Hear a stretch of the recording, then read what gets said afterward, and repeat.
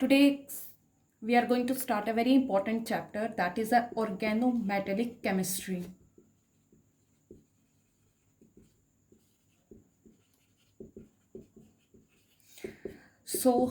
पहले हम इसके अंदर टॉपिक्स देखते हैं जो हम पढ़ने वाले हैं और फिर हम इसका इंट्रोडक्शन जो है वो स्टार्ट करेंगे।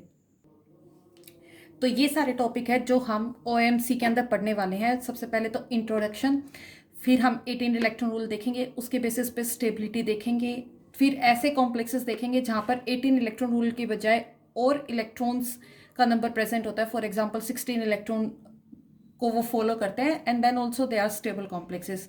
Then we are going to study the metal carbonyl clusters and इनके IR स्पेक्ट्रा भी हम पढ़ेंगे। The different reactions in the OMC compound, the catalyst and उनकी जो कैटालिटिकल साइकिल होती है हम वो भी देखेंगे। Carbon carbon coupling reactions, metal alkyne and metal alkene complexes and इनके spectra, metal carbene and metal carbyne जिसके अंदर हम फिशर कार्बिन एंड श्रॉक कार्बाइंस पढ़ते हैं, वो सब पढ़ेंगे और उनके स्पेक्ट्रा को हम स्टडी करेंगे। फिर हमारे पास आ जाता है metal nitrosyl, metal diene hydrogen and metal di nitrogen complexes को हम पढ़ेंगे एंड मेटलोसीन, जिससे आपकी बार काफ़ी ज़्यादा क्वेश्चंस जो हैं वो डायरेक्ट थे इसकी रिएक्शंस और इसके इलेक्ट्रॉनिक एनर्जी लेवल के ऊपर। ठीक है, तो आज हम स्टार्ट करते हैं इंट्रोडक्शन से। तो सबसे पहले हमारे पास आता है कि OMC कंपाउंड्स होते कौन से कंपाउंड्स हैं। तो OMC कंपाउंड्स की कैटेगरी के अंदर सबसे पहले तो अगर हम नाम ही देखें तो हमारे पास क्या आता है, ऑर्गेनोमेटेलिक कंपाउंड्स। ठीक है, ऑर्गेनो कार्बन, मेटेलिक मतलब मेटल, यानी कि ऐसे कंपाउंड्स जिसके अंदर कार्बन और मेटल के बीच में अगर बॉन्ड मिलता है तो ऐसे कंपाउंड्स को हम ऑर्गेनोमेटेलिक कंपाउंड्स कहते हैं। और अगर हम इसको और ज़्यादा क्लियर डेफिनेशन में बोले तो जब भी कार्बन अपने से ज़्यादा इलेक्ट्रोपॉजिटिव, मोर इलेक्ट्रोपॉजिटिव एलिमेंट के साथ जब भी बॉन्ड की फॉर्मेशन करता है तो ऐसे कंपाउंड्स को हम क्या कहते हैं, ऑर्गेनोमेटेलिक कंपाउंड्स कहते हैं। इसके अंदर ज़्यादा इलेक्ट्रोपॉजिटिव एलिमेंट्स के अंदर हमारे पास मेटल्स भी आ जाते हैं और हमारे पास हमारे मेटलॉइड्स जो होते हैं वो भी आ जाते हैं, जिसके अंदर हमारे एग्जाम्पल आते हैं बोरोन, सिलिकॉन, जर्मेनियम, टेलुरियम। ठीक है, तो ये सब आते हैं।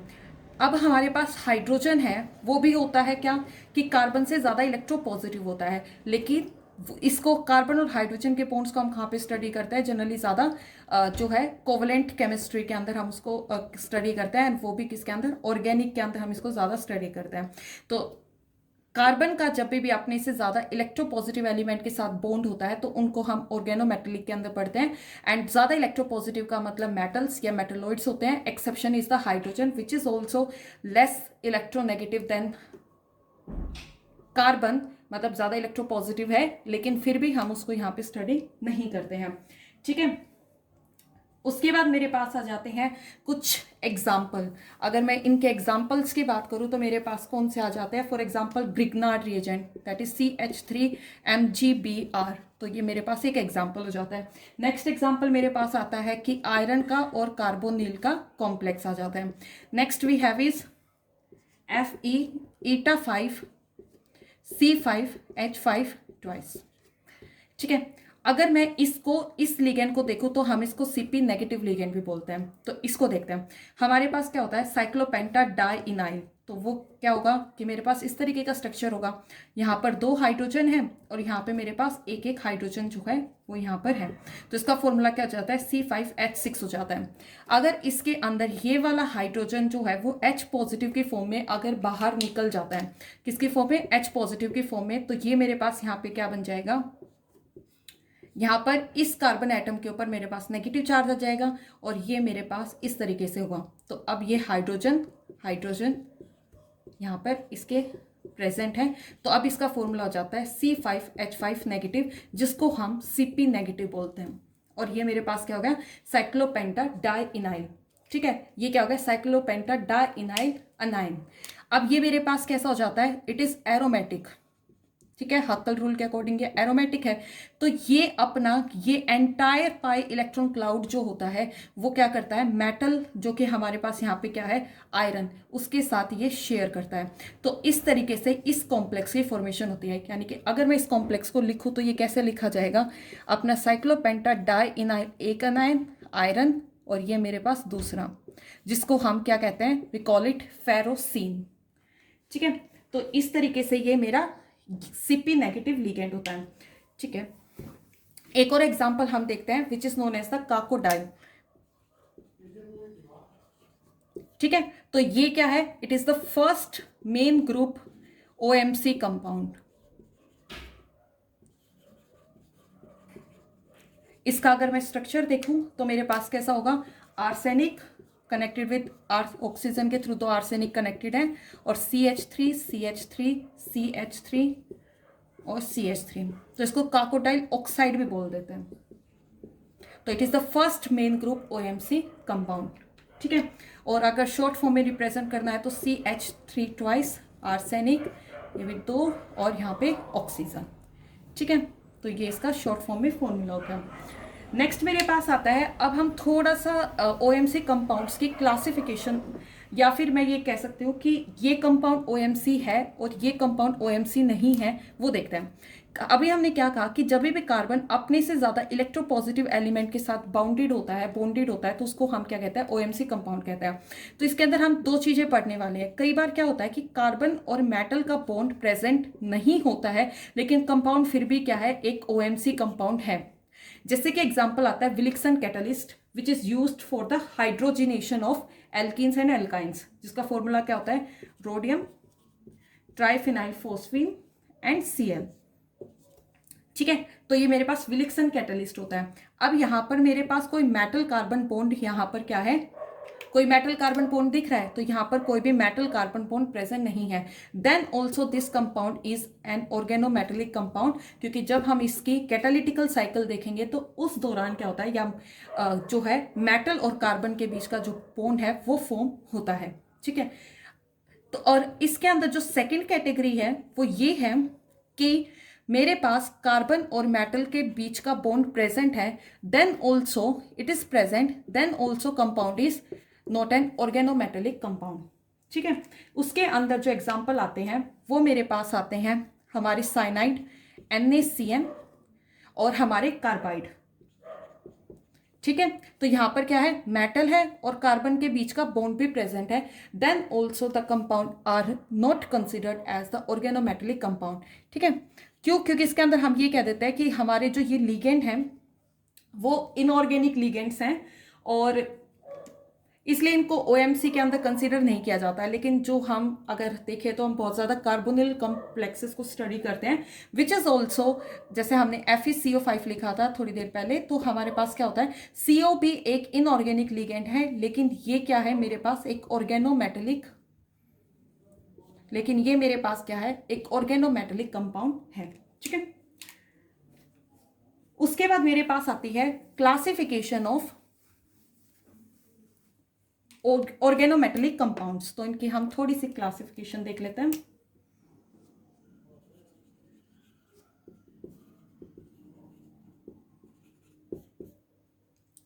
तो सबसे पहले हम पढ़ेंगे S ब्लॉक के ऑर्गेनोमेटेलिक कंपाउंड्स को, देन हमारे पास आ जाएंगे P ब्लॉक, देन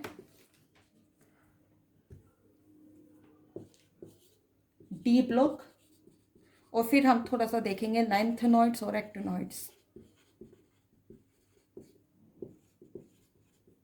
ठीक है, ऑर्गेनोमेटेलिक कंपाउंड्स। ठीक है, थोड़ा सा एक बेसिक आइडिया से लेते हैं। तो सबसे पहले देखो, मेरे पास S ब्लॉक पीरियोडिक टेबल में यहाँ पे होता है, उसके बाद मेरे पास कौन सा आ जाता है, यहाँ पे D आ जाता है, यहाँ पे P आता है, और यहाँ पे मेरे पास F आ जाते हैं नीचे अलग से। ठीक है, तो देखो अब मेरे पास सबसे पहले हम पढ़ने वाले हैं S ब्लॉक ऑर्गेनोमेटेलिक कंपाउंड्स के। हमें ये पता है S ब्लॉक के अंदर जनरली हमारे पास क्या होता है, सबसे ज्यादा इलेक्ट्रोपॉजिटिव एलिमेंट्स जो होते हैं वो प्रेजेंट होते हैं। ठीक है, और P ब्लॉक में अपने पास क्या है, कार्बन प्रेजेंट है। तो इसका मतलब है कि S और P का जो कार्बन है उनके बीच में इलेक्ट्रोनेगेटिविटी डिफरेंस ज्यादा होगा। इसीलिए जैसे लिथियम है और CH3 है, एंड उसके बाद लिथियम है और Cp है, तो इसके अंदर क्या होगा, अब लिथियम कहाँ से, S ब्लॉक से, और जो कार्बन है वो कहाँ से पी, तो इन दोनों के बीच में काफ़ी ज़्यादा इलेक्ट्रोनेगेटिविटी डिफरेंस होगा, इसलिए यहाँ पर जो मेनली बॉन्डिंग होगी वो कैसी होगी, आयनिक नेचर की होगी। तो lithium positive CH3 negative, same चीज़ यहाँ पे है, लिथियम पॉजिटिव Cp नेगेटिव। ठीक है, ये हो गया। सेकेंड चीज जो यहाँ पे देखने को मिलती है, अब यहाँ पर क्या होगा, CH3 नेगेटिव और Cp नेगेटिव, इसीलिए ये किसकी तरह काम करते हैं, नेगेटिव चार्ज है तो कहाँ पर अटैक करेंगे, पॉजिटिव साइड पे, तो इसलिए ये क्या करते हैं, या तो न्यूक्लियोफाइल की तरह काम करते हैं, और या फिर अगर किसकी तरह काम करेंगे, बेस की तरह ये क्या करते हैं, काम करते हैं। ठीक है, अब यहाँ पर क्या है, ये क्या है, एक सैचुरेटेड ग्रुप है, तो यहाँ पर क्या देखा जाता है, जब इस तरीके का सैचुरेटेड ग्रुप होता है तो ये कैसे मिलते हैं, कलरलेस मिलते हैं, और अनसैचुरेशन होगी तो कैसे मिलते हैं, कलर्ड मिलते हैं। ठीक है, तो सैचुरेशन अगर प्रेजेंट है तो कलरलेस होते हैं, और अगर अनसैचुरेशन होती है तो ये कैसे मिलते हैं, कलर्ड मिलते हैं। तो ये तो थे मेरे पास एस ब्लॉक के ऑर्गेनोमेटेलिक कंपाउंड। नेक्स्ट हम पढ़ने वाले हैं जो मेरे पास पी ब्लॉक के ऑर्गेनोमेटेलिक कंपाउंड्स हैं। अब मेरे पास पी ब्लॉक में क्या होगा कि अगर कोई और भी कार्बन पी ब्लॉक का है और दूसरा जो कंपाउंड है, मतलब जैसे अपने पास बोरोन है, सिलिकॉन है, ये सब प्रेजेंट है, तो वहां पर मेरे पास क्या होता है, मैं उसको कोई भी पी ब्लॉक के एलिमेंट को PX से डिनोट कर देते हैं फॉर एग्जाम्पल, या इसको X से डिनोट कर देते हैं, तो ये मेरे पास क्या आ जाएगा कि यहाँ पर इलेक्ट्रोनेगेटिविटी डिफरेंस इतना ज़्यादा नहीं होगा, तो बॉन्डिंग जो होगी वो मेनली कैसी होगी, कोवलेंट नेचर की होगी। और हमने इसका भी अभी एग्जांपल पढ़ा था, that was the cacodyl which is cacodyl oxide, जो कि एक आर्सेनिक का कंपाउंड ऑर्गेनोमेटेलिक कंपाउंड था। सिमिलरली डी ब्लॉक, इसके अंदर भी जहां पर भी क्या होगी, जो इंटरेक्शन होगी या जो बॉन्डिंग होगी वो मेनली कोवलेंट होगी, और ये किसकी तरह काम करते हैं, कैटालिस्ट की तरह काम करते हैं। लेंथेनॉइड और एक्टिनॉइड का एक अच्छा एग्जांपल है यूरेनोसिन।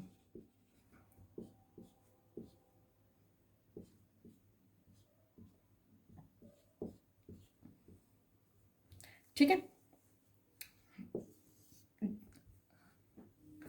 उसके बाद हमारे पास जो नेक्स्ट टॉपिक आता है दैट इज एप्लीकेशन ऑफ यूरेनोसिन। के बारे में हम बाद में बहुत डिटेल में पढ़ने वाले हैं, तो इसलिए मैंने अभी उसके बारे में कुछ डिस्कस नहीं किया। तो next we have is application of organometallic compounds. हम कुछ एप्लीकेशंस देखेंगे ऑर्गेनोमेटेलिक कंपाउंड्स की, उसके बाद हम अपना इलेक्ट्रॉन काउंट जो है उसको स्टार्ट कर देंगे। सबसे पहले मेरे पास एप्लीकेशन के अंदर आता है to improve the mechanical performance of a polymer. तो I am just writing the mechanical performance of a polymer. तो अब हम देखते हैं कैसे, इसके अंदर देखो मेरे पास सबसे पहले फॉर एग्जांपल एक एल्कीन है इस तरीके की। ठीक है, अब मुझे इसे क्या कराना है, पॉलीमराइज कराना है। ठीक है, तो बेसिकली क्या होगा, ये बॉन्ड आगे आगे चलता चला जाएगा, तो मेरे पास आएगा CH2 CH, मैं इसको इसके साथ ही लिख देती हूँ, तो CH3 और CH2, और ये इस तरीके से कंटिन्यू होता चला जाएगा। अब यहाँ पर मेरे पास क्या है, ये जो कार्बन एटम है अब ये कैसा हो चुका है, it is chiral in nature. ठीक है, अगर ये कायरल है, दिस इज ऑल्सो कायरल, तो इसके पास या तो R कॉन्फ़िगरेशन होगी या फिर S कॉन्फ़िगरेशन होगी। तो इसी तरीके से जितने भी कायरल सेंटर यहाँ पे जनरेट होते चले जाएंगे आगे आगे, तो उनके ऊपर अगर सभी के ऊपर या तो R कॉन्फ़िगरेशन है या फिर S है, तो ऐसे पॉलीमर्स को हम कहते हैं आइसोटैक्टिक पॉलीमर। ठीक है, तो ये जो होते हैं इनकी क्वालिटी सबसे हाई क्वालिटी होती है। नेक्स्ट मेरे पास आता है, अगर मुझे ऑल्टरनेटली ये देखा जाता है कि एक R है फिर S है, ऐसा देखने को मिलता है, तो इनको हम कहते हैं सिम्बियोटिक पॉलीमर। और अगर मुझे कोई भी पैटर्न देखने को नहीं मिलता, ठीक है, अगर मुझे रैंडम पैटर्न अगर देखने को मिलता है, मैं ये कह सकती हूं, तो उनको हम कहते हैं एटैक्टिक पॉलीमर। और इसकी क्वालिटी सबसे ज्यादा क्या होती है, पुअर होती है या लो क्वालिटी यहाँ पे होती है।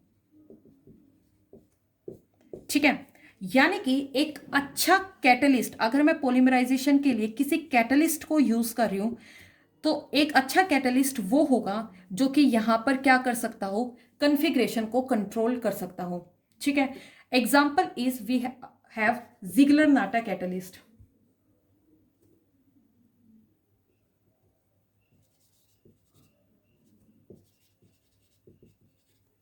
ठीक है, तो हमारे पास जिगलर नाटा कैटलिस्ट कौन सा होता है, टाइटेनियम Cl4, और साथ में मेरे पास क्या होता है, एल्यूमिनियम C2H5 थ्राइस। ठीक है, तो इसको हम भी काफी डिटेल में पढ़ेंगे। ठीक है, अभी के लिए हम बस ये देखते हैं कि हमारे पास जिगलर नाटा कैटलिस्ट होता है जो कि एल्कीन की पॉलीमराइजेशन के लिए यूज किया जाता है, और ये क्या कर सकता है, 15% जो कॉन्फ़िगरेशन होती है उसको यहाँ पे कंट्रोल कर सकता है। कहाँ पे, कायरल कार्बन एटम के ऊपर। तो एक अच्छा कैटलिस्ट वो होता है जो कि कॉन्फ़िगरेशन को कंट्रोल कर सकता है एंड मोलिकुलर वेट डिस्ट्रीब्यूशन को कंट्रोल कर सकता हो। ठीक है, next we have the application of the organometallic compounds as anti knocking agents. तो यूजुअली हम एंटी नॉकिंग एजेंट्स के तौर पे TEL को देखते हैं, tetra ethyl lead.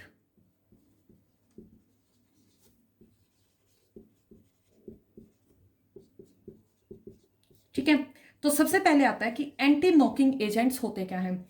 Anti knocking agents जो होते हैं, they are responsible for the slow and smooth burning of the petrol. ठीक है, तो मेरे पास एंटी नॉकिंग एजेंट के तौर पे मैंने बताया TEL, that is the tetra ethyl lead use किया जाता है, दैट इज PbC2H54। ठीक है, और इसके पीछे रीजन ये होता है कि जो 4 इथाइल ग्रुप इसके ऊपर अटैच होते हैं वो इसके चारों तरफ एक हाइड्रोफोबिक इन्वायरमेंट क्रिएट कर देते हैं, और इसीलिए ये इजिली क्या कर जाता है, पेट्रोल के साथ मिक्स कर जाता है।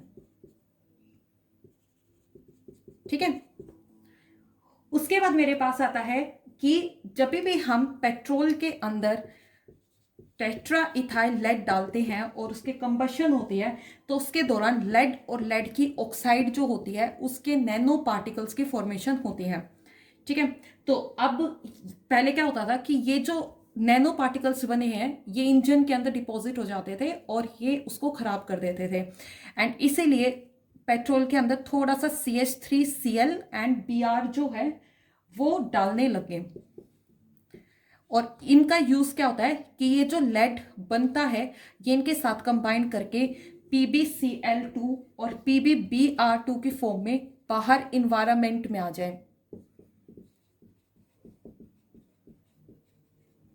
ठीक है, तो हमने क्या किया, टेट्राइथाइल लेड का इस्तेमाल किया क्योंकि इसके चारों तरफ एक हाइड्रोफोबिक इन्वायरमेंट बन गया, तो ये इजिली पेट्रोल के अंदर मिक्स हो सकता था। तो पेट्रोल के अंदर टेट्राइथाइल लेड डालते हैं तो उसके दौरान जब कंबशन होती है तो लेड और लेड ऑक्साइड के नैनो पार्टिकल्स जो होते हैं उनकी फॉर्मेशन हो जाती है जो इंजन को खराब कर देते हैं, तो इसीलिए इसके अंदर मिथाइल ब्रोमाइड एंड क्लोराइड डालने लगे ताकि ये जो लेड है या लेड ऑक्साइड है वो इसकी फॉर्म में, अपने क्लोराइड और ब्रोमाइड की फॉर्म में क्या करे, इन्वायरमेंट के अंदर जो है बाहर रिलीज हो जाए। यानी कि इंजन खराब नहीं होना चाहिए चाहे आप उसको इन्वायरमेंट के अंदर रिलीज कर दो।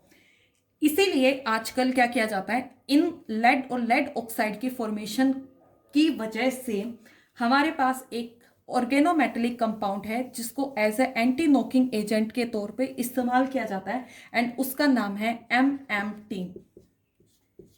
ठीक है, पहले हम इसका स्ट्रक्चर देखते हैं। दिस इज नथिंग, एक CP रिंग के ऊपर CH3 है, हमारे पास अपना मैग्नीज है और इसके ऊपर CO अटैच है। ठीक है, तो MMT की फुल फॉर्म देखते हैं। दिस इज मिथाइल, इस मिथाइल के लिए, फिर इस रिंग के लिए साइक्लो पेंटा डाई इनाइल, दूसरा M जो है हमारे मैग्नीज के लिए,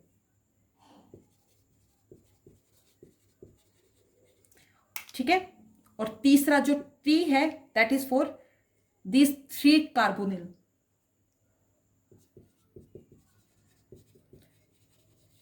तो इसको यूज करने लगे आजकल जो है TEL की जगह पे as a anti knocking agents due to the formation of the lead and the lead oxide. ठीक है, इसके अलावा एक और ऑर्गेनोमेटेलिक कंपाउंड जिसका इस्तेमाल किया जाता है दैट इज आर फेरोसीन।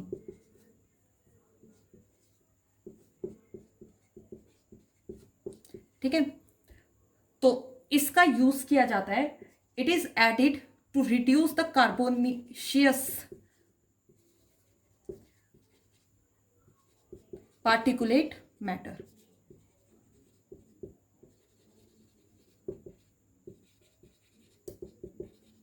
ठीक है, ये चीजें हम कब पढ़ते हैं, जब हम स्मोक के कंसेप्ट्स को पढ़ते हैं कि बिल्कुल फाइन पार्टिकुलेट मैटर्स आते हैं एंड कैसे उनकी रिएक्शंस होती हैं। तो ये सब चीजें मतलब फर्दर पार्टिकुलेट मैटर्स की अगर मैं बात करूँ तो इन्वायरमेंट के अंदर हम पढ़ते थे कि लंदन स्मोक और ये सब चीजें, तो ये वहां पर आते हैं। तो दिस इज एडिड ताकि हमारे जो ये कार्बोनेशियस पार्टिकुलेट मैटर जो निकलते हैं बाहर during the combustion of the petrol, ये कम हो जाए। ठीक है, क्योंकि इनसे इस तरीके के प्रॉब्लम्स क्रिएट हो सकती हैं। ठीक है, next we have is carbon nano tubes.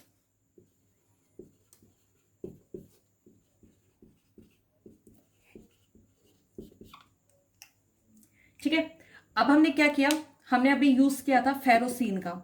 ठीक है, फेरोसीन ने क्या किया था, that was used to reduce the particulate matter that are release during the combustion. तो इससे क्या हो गया, हमारे आयरन जो है उसके नैनो पार्टिकल्स जो होते हैं उनकी फॉर्मेशन हो जाती है। ठीक है, 750 डिग्री के ऊपर ये क्या कर जाते हैं, 750 डिग्री सेल्सियस के ऊपर इट अंडरगो सरफेस मेल्ट। ठीक है, उसके बाद अब मेरे पास आयरन के नैनो पार्टिकल्स हैं। ठीक है, इसके ऊपर मेरे पास क्या कर जाते हैं, जो कार्बन होता है वो डिपॉजिट हो जाते हैं। ठीक है, अब ये जो आयरन था, this is for example this is iron, तो ये नैनो पार्टिकल रेंज में है, तो इसके ऊपर जो कार्बन डिपॉजिट हुआ वो भी तो इसी रेंज का होगा and they form a tube like structure which are known as the carbon nano tubes. ठीक है, तो हमारे पास फेरोसीन से आयरन के नैनो पार्टिकल्स बने जिसके ऊपर कार्बन एटम डिपॉजिट हो जाते हैं and they form a tube like structure which is known as the carbon nano tubes. ठीक है, और 750 डिग्री सेल्सियस के ऊपर इट अंडरगो सरफेस मेल्ट।